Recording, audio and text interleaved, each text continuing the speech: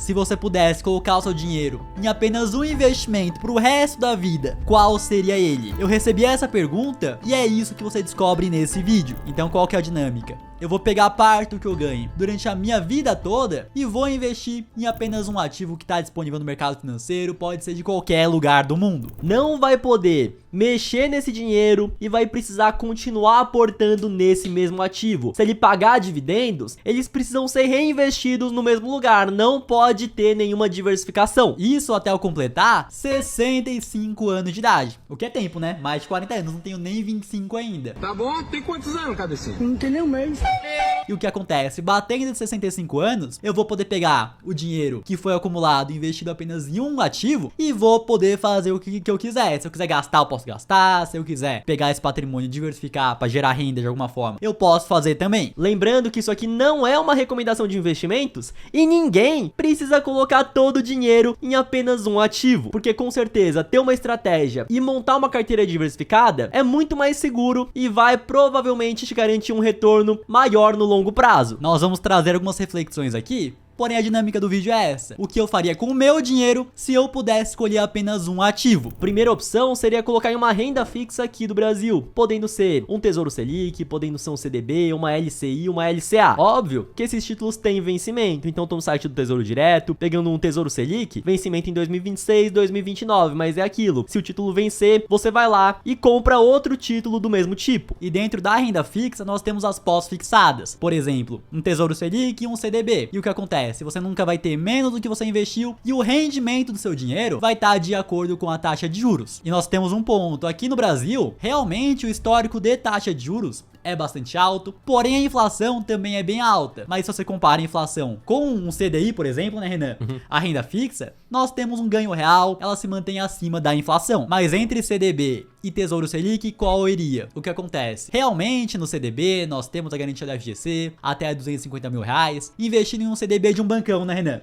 Um Itaú, um Banco do Brasil. Dificilmente esse banco iria quebrar. Porém é aquilo, se eu vou investir durante mais de 40 anos, uma hora vai estourar o FGC. É improvável que um bancão desse venha quebrar? É improvável. Mas é mais improvável ainda que o governo venha quebrar. Então por conta disso eu iria de Tesouro Selic. Porque é aquilo, investir em um Tesouro Selic você empresta dinheiro pro governo. Em um CDB você empresta pro banco. E o risco de um governo quebrar é muito menor. Tanto que se um governo quebra, muito provavelmente vários bancos já quebraram antes. Outro ponto positivo, por ser uma renda fixa pós-fixada, o rendimento acompanha a taxa de juros, eu nunca vou ter menos do que eu investi, mas é aquilo, é um investimento pro longuíssimo prazo. Mesmo que sofram variações no curto prazo, eu não me importo que o meu patrimônio varie, e a minha opção não seria, né, Renan? No caso, um Tesouro Selic. Outra possibilidade também de renda fixa é um tesouro, já tá até aqui, ó, IPCA+. Por exemplo, aqui, ó, 2045 me garante uma rentabilidade... 2055. 2055, não, esse aqui é com juros semestrais, vamos sem juros semestrais aqui, ó. Ah, beleza. 2045, ele me garante uma rentabilidade de 5,75% ao ano, mais a inflação de todo o período. E historicamente, no longo prazo, uma renda fixa, um tesouro IPCA+, tem um desempenho melhor, né, Renan?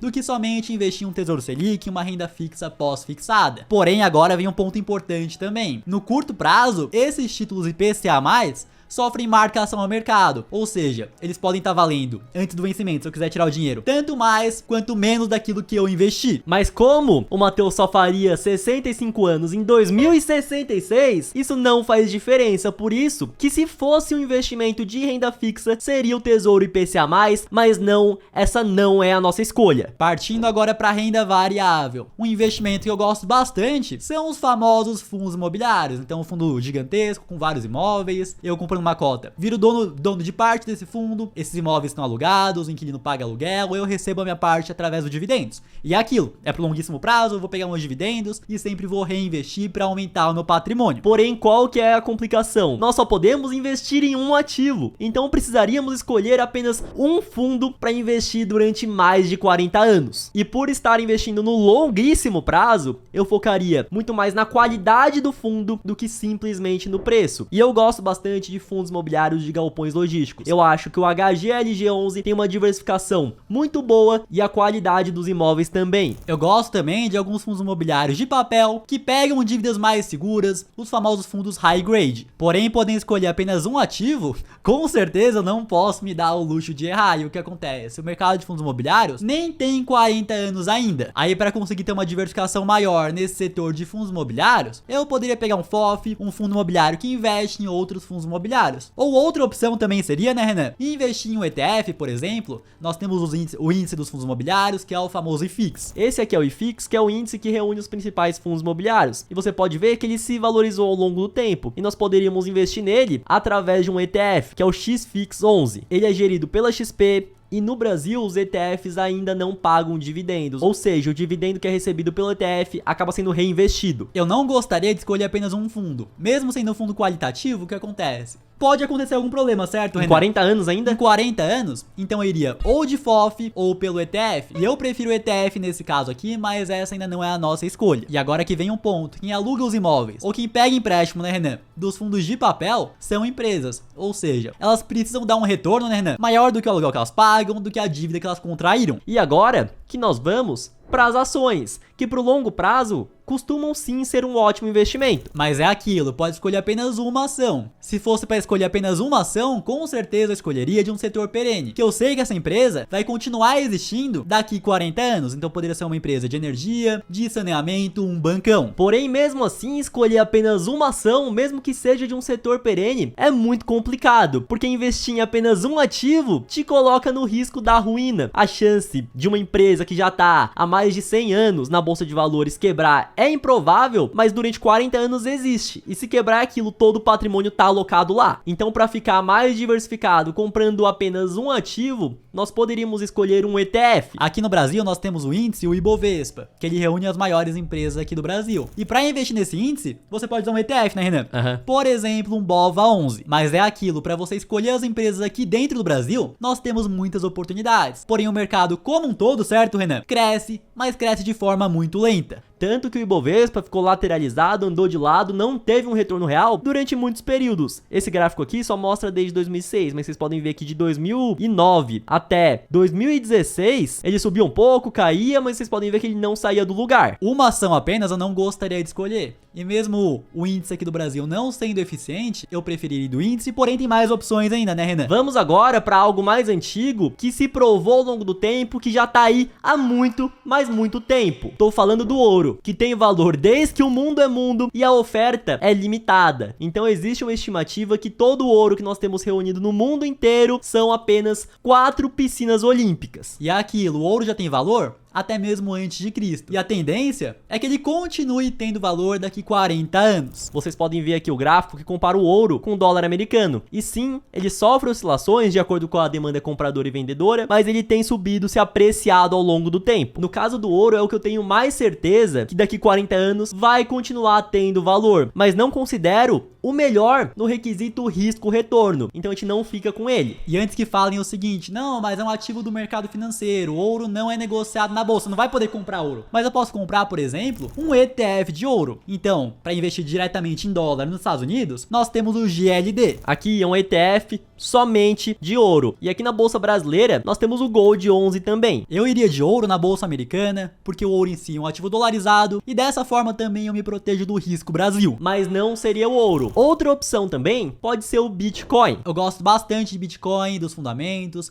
então é uma moeda descentralizada, não depende de nenhum banco ou centralizador instituição financeira para conseguir transferir o meu dinheiro e ainda por cima tem uma oferta limitada. Ele surgiu em 2008, valendo centavos e hoje cada unidade é negociada acima de 100 mil reais. Eu vejo valor em Bitcoin e com certeza outras pessoas também veem. Mas aí que vem os contras, porque o Bitcoin não se provou ao longo do tempo, não tem nem 20 anos e esse investimento é para mais de 40 anos. Então eu tenho Bitcoin na carteira, acredito que ele vai valer muito, mas muito mais daqui 40 anos, mas é aquilo, não existe diversificação, você precisa colocar tudo em um lugar. Então mesmo que eu acredite que a chance seja extremamente baixa do Bitcoin deixar de existir, ela existe. E é aquilo, se o Bitcoin deixar de existir e eu coloco 100% do meu patrimônio nele, já que esse é o objetivo, aos 65 anos de idade, eu não vou ter absolutamente nada. E é por conta disso que não tem condição nenhuma de eu colocar todo o meu dinheiro nele. E tirando o Bitcoin e o ouro, até o momento, todos os ativos que eu mostrei aqui pra vocês sofrem do risco Brasil. Então foi renda fixa no Brasil, fundos imobiliários que investem no mercado imobiliário do Brasil, ações do Brasil de empresas brasileiras. O real é uma moeda mais fraca e existe o risco político aqui no Brasil. Então, por exemplo, se fazem besteira com a oferta monetária, se a inflação fica descontrolada, consequentemente, todos os ativos brasileiros acabam sofrendo bastante. Eu acho isso improvável? Com certeza. Porém, não é algo impossível e você pode, né, Renan, investir de forma mais diversificada no mercado americano, que acaba sendo um mercado global. Porém, para investir em dólar, a melhor opção não é somente comprar dólar, porque mesmo que ela seja uma moeda mais forte do que o real, também sofre inflação. Porém, você pode pegar o seu dinheiro em dólar e investir. E uma forma é através da renda fixa americana. Tem a renda fixa aqui do Brasil, tem a renda fixa lá fora também. Porém, um ponto muito importante é o seguinte: lá fora, nós não temos títulos pós-fixados que você nunca vai ter menos do que investiu, como temos aqui no Brasil. Acaba sendo algo mais complexo e os alunos do nosso curso Salário com Investimentos já aprenderam tudo sobre como investir no Brasil, como investir lá fora, já estão montando as suas carteiras de investimento diversificadas com a estratégia correta e recebendo dividendos todos os meses. As vagas estão fechadas, próxima turma somente no ano que vem. Uma opção seria investir em um ETF de renda fixa lá fora. O Bill, por exemplo, ele pega títulos somente de curto prazo, que sofrem menos da marcação a mercado. Vocês podem ver na cotação que ele vai subindo, paga o dividendo, né, Renan? Que é basicamente os juros da renda juros, fixa. Cai o preço da cota por conta disso, depois ele sobe de novo, paga o dividendo e por aí vai. Vocês podem ver aqui os dividendos do Bill, eles foram subindo por conta da renda fixa da taxa de juros americana ter subido. E o Bill compra títulos do governo americano. Porém, é aquilo, da mesma forma que a inflação norte-americana tem um histórico de ser baixo, consequentemente, o histórico de taxa de juros nos Estados Unidos também é baixo. Enquanto isso, a economia, o mercado norte-americano, cresce de forma bem acelerada. Então eu poderia ir do quê? De ações, de renda variável. Porém, acaba caindo naquele mesmo ponto de todos os outros. É extremamente difícil você escolher apenas um ativo para investir durante 40 anos. Principalmente porque as maiores empresas do mundo hoje não são as mesmas de 40 anos atrás. E daqui 40 anos, muito provavelmente também não serão as mesmas. Mas aí que vem um ponto: ao invés de eu escolher apenas uma empresa, eu poderia investir em um ETF que replica um índice. Vocês podem ver aqui que o S&P 500 é o índice que tem as 500 maiores empresas dos Estados Unidos e ele cresce de uma maneira muito mais constante do que o Brasil, além do que o dólar é uma moeda mais forte. Então, alguns exemplos de ETFs que replicam o S&P 500. O IVV, no caso, ele é da gestora BlackRock, e também o VOO, que é basicamente a mesma coisa, o que muda é a gestora, até a taxa de administração é a mesma. E descendo mais, nós conseguimos ver a alocação desse ETF, quais empresas que ele tem. Então tem aqui, ó, Apple, Microsoft, Amazon, Nvidia, Alphabet, que é o Google, Tesla, Alphabet de novo, é outro tipo de ação, e temos aqui, ó, as 500 maiores empresas dos Estados Unidos. E a alocação acaba mudando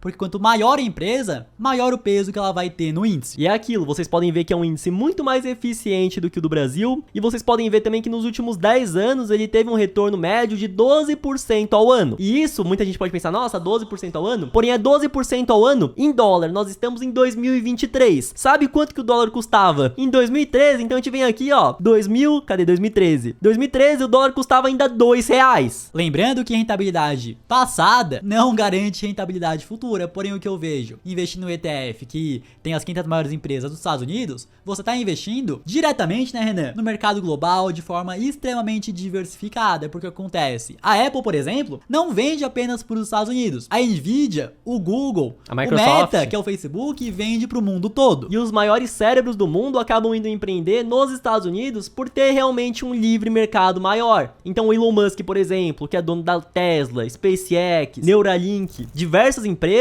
ele não é dos Estados Unidos, ele veio da África do Sul. Então o que acontece? O mercado norte-americano já existe há muito tempo e apresenta um crescimento muito grande, e a tendência é que no futuro ele continue existindo e continue crescendo. Pode não ser, né, Renan, aos mesmos passos que ele cresceu até agora, mas eu vejo dessa forma. Então, se eu fosse investir em apenas um ativo até os meus 65 anos, eu iria de um ETF que replica o S&P S&P 500. Lembrando que isso aqui não é de forma alguma uma recomendação de investimentos, não tô falando pra você investir nisso e nem também pra investir somente em um ativo, porque isso não faz sentido. Até mesmo nós, né, Renan? Não investimos na nossa carteira em apenas um ativo. É apenas uma reflexão. Que nem aquelas brincadeiras que você faz com os amigos no bar. Ah, você prefere chupar limão o resto da vida ou fazer outra coisa? E com certeza trouxe muito aprendizado pra vocês, falando um pouco sobre várias classes de ativo. Se você quiser ver mais conteúdo, assiste esse aqui que nós nos tornamos sócios da Apple e até o próximo.